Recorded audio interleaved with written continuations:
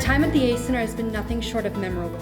As I've been here, I've grown in many ways from the amount of support from the teachers and the administrators. During high school, there are so many ups and downs as you learn who you are as a person. The ACE Center has been given to students as a place to consider and determine our future. It allows you to gain industry certifications even before graduating high school. If you ever decide to go to college, you gain the opportunity to advance quicker due to the college credits you can gain from the classes here. This facility now perfectly showcases to our community the unique opportunities that the ACE Center has to offer.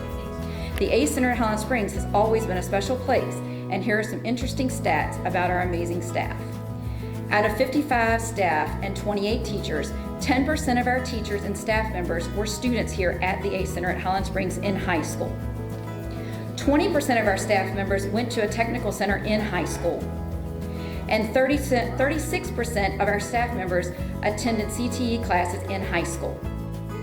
As Poet Matthews eloquently shares, and I think it's fitting to describe our CTE staff here, they can't promise sunshine every day, but they're going to stand beside these children no matter how hard the rain falls. And this is why we have such a phenomenal staff here at the ACE Center at Highland Springs.